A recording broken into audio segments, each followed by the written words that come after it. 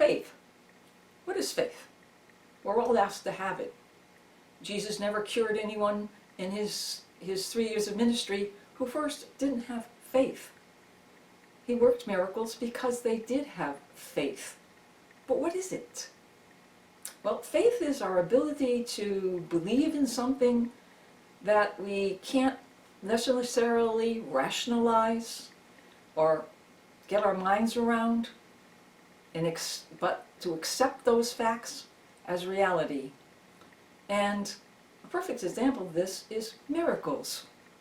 Jesus spent his life for 3 years going around curing the blind and the deaf and the dumb, curing the lepers and the cripples and casting out demons.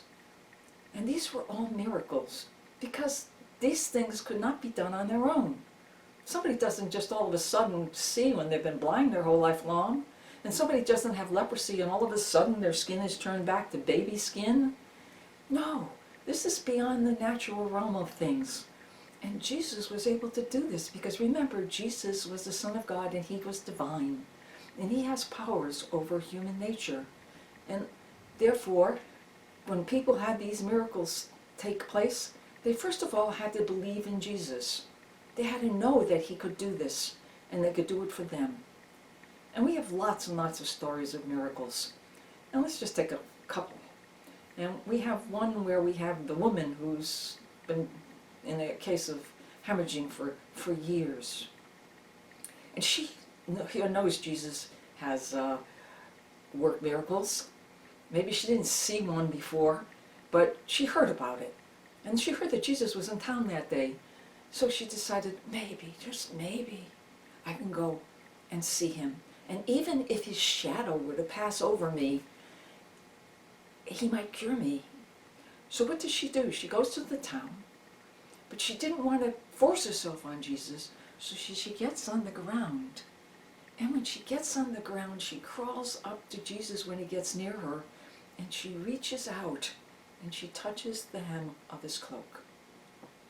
And at that instant, she was healed. But what does Jesus do?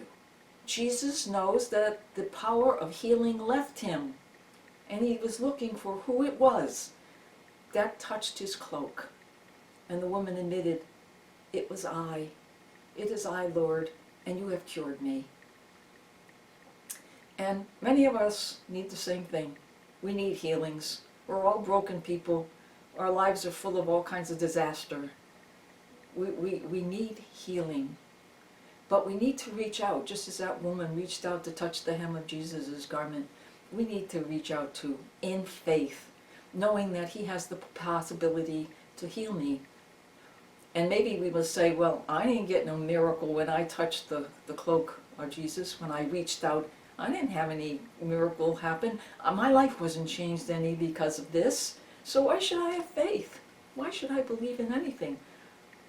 Because, you know, miracles aren't just necessarily natural things that happen that we can see. We can't see a healing if we broke our arm and all of a sudden it got instantaneously healed.